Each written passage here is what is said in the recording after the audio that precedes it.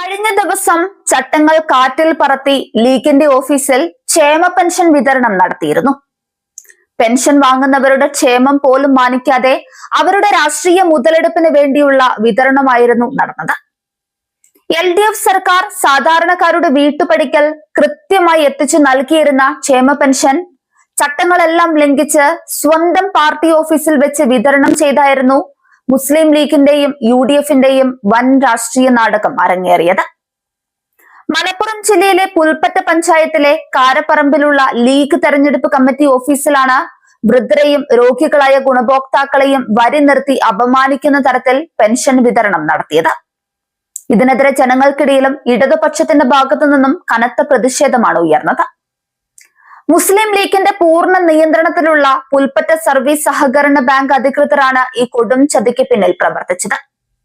പുൽപ്പറ്റ പഞ്ചായത്ത് പ്രസിഡന്റിന്റെ നേരിട്ടുള്ള സാന്നിധ്യത്തിൽ ബാങ്ക് ജീവനക്കാരനായ C അക്ബറും യൂത്ത് ലീഗ് പ്രവർത്തകനായ വാഹിദും ചേർന്നാണ് പാർട്ടി ഓഫീസിൽ വെച്ച് പണം വിതരണം ചെയ്തത്. വാട്സ്ആപ്പ് ഗ്രൂപ്പുകൾ വഴി ഇന്ന് പെൻഷൻ വിതരണമുണ്ടെന്നും അർഹരായവർ ലീഗ് ഓഫീസിൽ എത്തണമെന്ന സന്ദേശവും പ്രചരിപ്പിച്ചാണ് ഗുണഭോക്താക്കളെ ഇവിടേക്ക് വിളിച്ചു വരുത്തിയത്. LDF സർക്കാർ ജനങ്ങൾക്ക് നൽകിയ അവകാശത്തെ തങ്ങളുടെ പാർട്ടി വകയുള്ള ഔദാര്യം എന്ന രീതിയിൽ ചിത്രീകരിക്കാനാണ് ലീഗ് ഇവിടെ ശ്രമിച്ചതെന്ന് പകൽ പോലെ വ്യക്തം. LDF സർക്കാർ കൊണ്ടുവന്ന നയം അനുസരിച്ച് ക്ഷേമ പെൻഷൻ ഗുണഭോക്താക്കളുടെ ബാങ്ക് അക്കൗണ്ടുകൾ വഴിയോ അല്ലെങ്കിൽ സഹകരണ ബാങ്കുകൾ വഴി നേരിട്ട് ഗുണഭോക്താക്കളുടെ വീട്ടിലോ എത്തിച്ചു നൽകണമെന്നാണ്. ഓരോ ഗുണഭോക്താവിന്റെയും വീട്ടിൽ പെൻഷൻ കൃത്യമായി എത്തിച്ചു നൽകാൻ വേണ്ടി 30 രൂപ വീതം അധികം സർക്കാർ സഹകരണ ബാങ്കുകൾക്ക് നൽകുന്നുണ്ട്.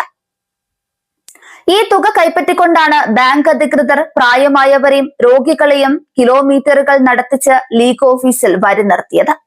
കെട്ടിടത്തിൽ അസൗകര്യം ഉണ്ടായിരുന്നതിനാലാണ് ലീഗ് ഓഫീസ് ഉപയോഗിച്ചതെന്നാണ് ബാങ്ക് അധികൃതരുടെ വിശദീകരണം. ഇത് തീർത്തും ബാലിശമാണ്. വീട്ടിലെത്തിക്കേണ്ട പെൻഷൻ എന്തിനാണ് ഒരു പ്രത്യേക ഓഫീസിൽ വിളിച്ചു വരുത്തി വിതരണം ചെയ്തതെന്ന ചോദ്യത്തിന് മുൻപിൽ ലീഗ് നേതൃത്വവും ബാങ്ക് അധികൃതരും മറുപടിയില്ലാതെ ഉഴലുകയാണ്. ഈ ഗുരുതരമായ ചട്ടലംഘനത്തിനെതിരെ CPIM മലപ്പുറം ജില്ലാ സെക്രട്ടേറിയറ്റ് ശക്തമായി രംഗത്ത് വന്നു. ജനങ്ങളുടെ നികുതി പണം ഉപയോഗിച്ച് നൽകുന്ന പെൻഷനെ രാഷ്ട്രീയ ആവശ്യങ്ങൾക്കായി ദുരുപയോഗം ചെയ്ത UDF നേതാക്കൾക്കും ബാങ്ക് അധികൃതർക്കുമെതിരെ സർക്കാർ കടുത്ത നിയമ നടപടികൾ സ്വീകരിക്കണമെന്ന് CPIM ആവശ്യപ്പെട്ടു.